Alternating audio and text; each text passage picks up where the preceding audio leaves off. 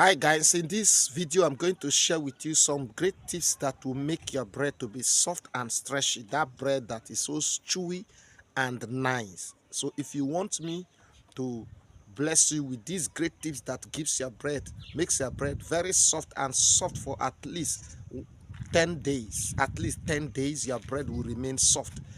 Click on that like button. Don't forget to like, don't forget to subscribe, and then follow us, and we will do justice to that. And so today I'm going to share with you great tips. Now, number one, let's quickly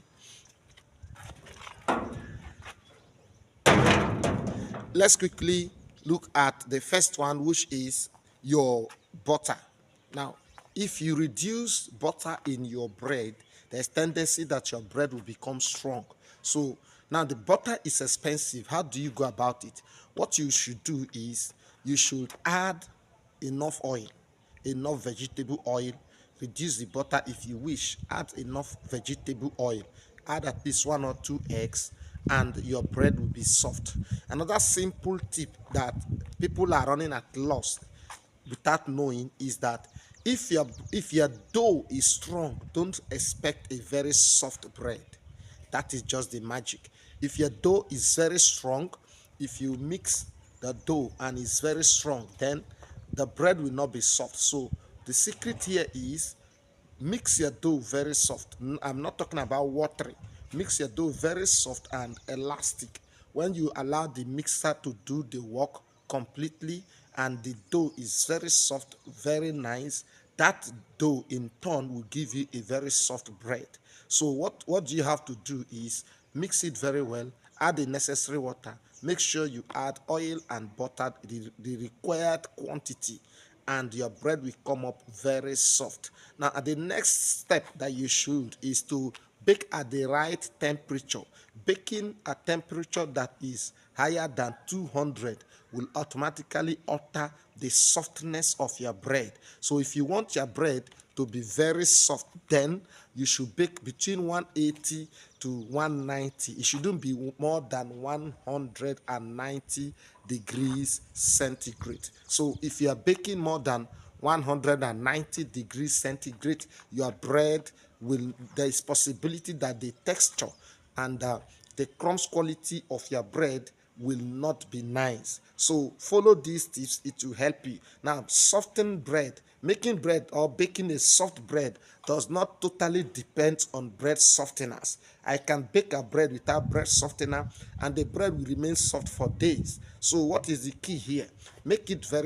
Add the required butter, make your dough very soft. When you make your dough very soft and you add the required butter, and then you bake at the right temperature, that will help you. Now, apart from you see, there are different softeners in the market. There are different softeners. Always recommend the advanced bake or ADV bread softener. That ADV bread softener is very good. So apart from advanced bake, Dependox bread softener is also good. It's very nice and it's affordable. It's about 3,000 naira. Meanwhile, the advanced bake or ADV bread softener is about 40 to 50,000 naira, depending on where you are getting it from. So these are tips that will help you and keep your bread soft. Now, the final one is that after baking, don't expose your bread to the air.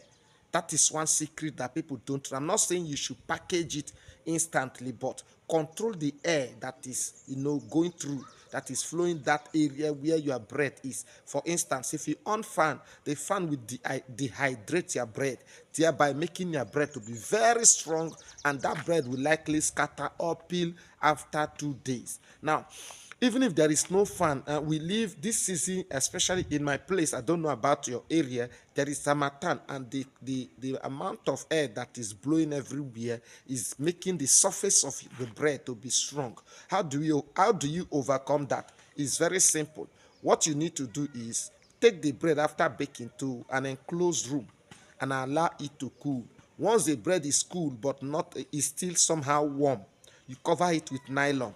That is just the secret. Or you put it in the packaging, but don't tie the mouth so that there will be air inflow, the controlled air inflow. That way, the bread will cool down and remain soft. Now, for your bread to be elastic, this is the key. This is where so many miss it. For your bread to be elastic, it depends on how you mix it. Use the required quantity of water. This is just what you need to help your bread, be elastic.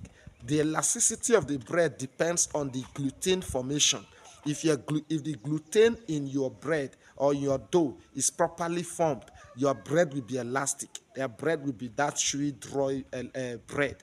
Now, how do you develop the gluten? When the dough or the mixer is in progress and the dough is formed, allow it to go through the stages of mixing. For instance, at first stage, the dough will not be gathered well, and at the second stage, you see that the dough will gather around the spiral rod. That tells you that the gluten is developing. That is why it's no longer scattered. The elasticity is developing. Now, at a certain stage, you start to hear a popping sound, and the dough will be very smooth. I always advise that at that stage, take a teaspoon or tablespoon of oil, sprinkle on it, take tablespoon of butter.